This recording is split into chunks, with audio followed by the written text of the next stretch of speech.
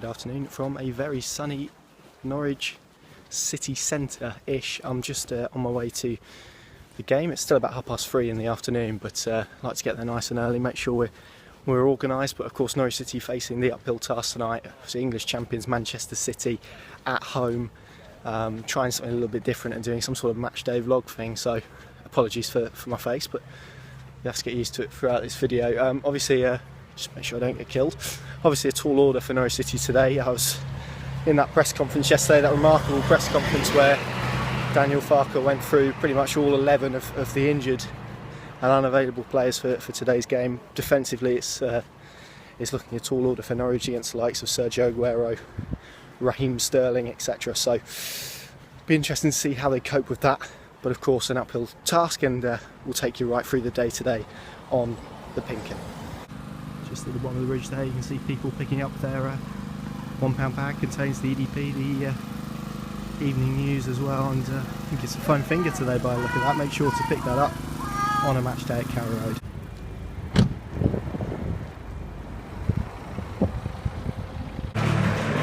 Today's team sheet for you there. Norwich City lining up like that. Amadou and Ben Godfrey pass fit to start, and if you look on the bench you'll see the names of Ralph Fearman and Michael McGovern, two goalkeepers for Norwich City on the bench. It doesn't quite line up to the Man City bench. You can find Kevin De Bruyne, Riyad Mahrez, Fernandinho, Gabriel Jesus, and God knows how much more money on that bench. Their first team is there for you. Obviously both the Silvers playing. Aguero, Premier League top scorer up front, but not following far behind him is Timu Puku. He'll be hoping to add another to his account.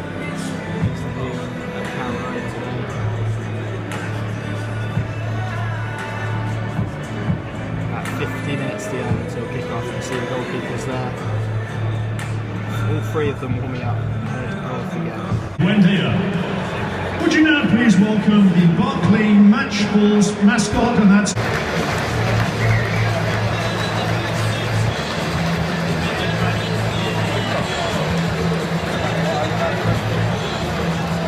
well, ladies and gentlemen, boys and girls, now it's time to announce the Falcon Cranes Player of the Month.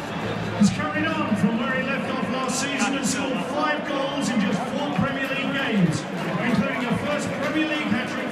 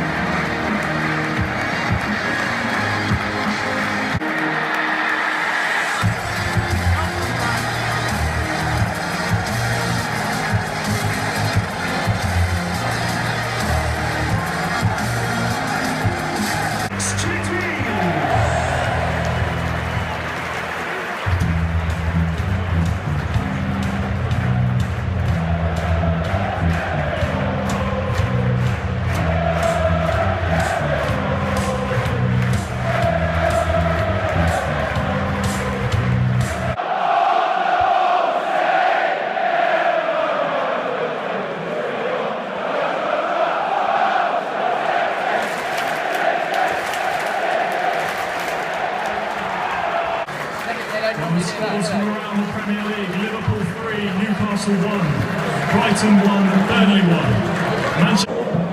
Half time at Carrow Road, Norwich City find themselves in quite a remarkable position. They lead the Premier League champions by 2 goals to 1. Probably an air of frustration around He's which Sergio Aguero located a pocket of space between Ben Godfrey and Ibrahim Amadou to convert a goal just before half-time.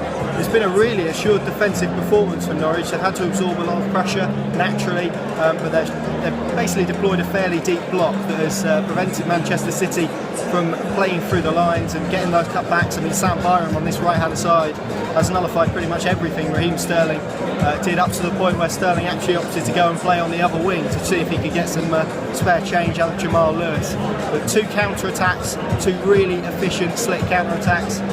Kenny McLean's goal coming after a fairly prolonged spell of possession. You'd probably associate more with Pep Guardiola than perhaps this Norwich side, but a very, very well worked goal, and Kenny McLean nodding at the near post.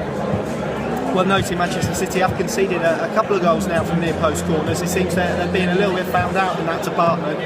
The second is a superb breakaway. Buendia plays in Timu Pukki, and despite perhaps him seeing another goal to add to his tally, unselfishly squares it across to Todd Cantwell, who gets his second goal of the season. Regardless of what happens at this point, their character's been outstanding. The atmosphere at Carrow Road has been absolutely electric. Every tackle, every time Norwich have won the ball has been responded to with a cheer and a chant. And I don't know, maybe it feels like something special is happening. But we've got 45 minutes left to go yet. Kevin De Bruyne is yet to make an appearance. He's still on the bench. So no doubt if this scoreline maintains the same, we'll see him. But at half-time, plenty to be positive about.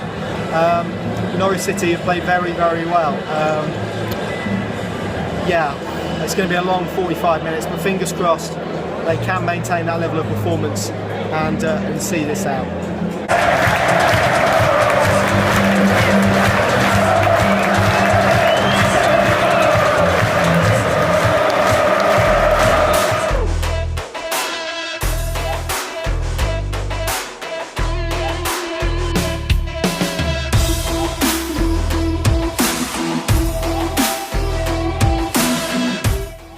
Carrow Road in all its glory. That was the stage for Norwich City beating Manchester City 3-2 at Carrow Road, something that I don't think anyone could have imagined on their way to Carrow Road today, given the context, how many injuries they had, 11 players out, pretty much a makeshift back line. Okay, Ben Godfrey managed to start the game, but Ibrahim Amadou having to cover at centre-back, who was absolutely imperious today, and the way they defended, so disciplined, so compact, and actually very effective on the break. And it almost seems surreal what I've just witnessed. It was fairly exhausting sitting just behind me in the press box there, having to consume that. And what a first game, I suppose, for me in this role.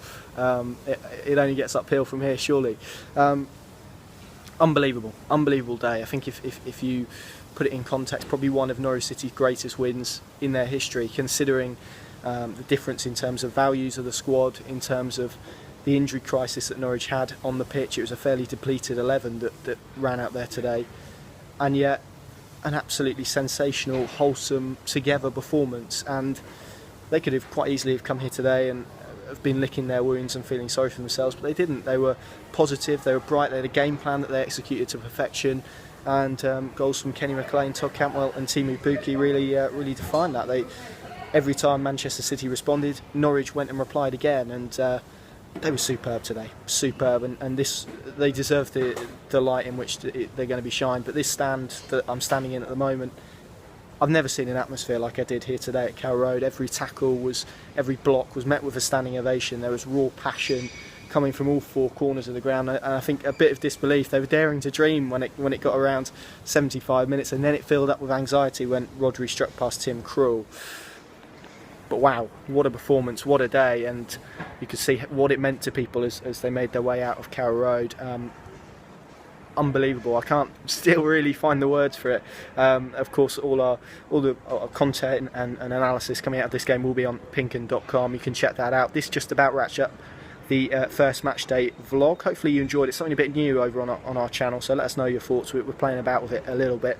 Perhaps more that you'd like to see out of this. If so, let us know down below. But thank you very much for watching. Make sure you like this video and subscribe to the channel as well. Plenty more Norwich City content coming your way, and we will see you next week in Burnley.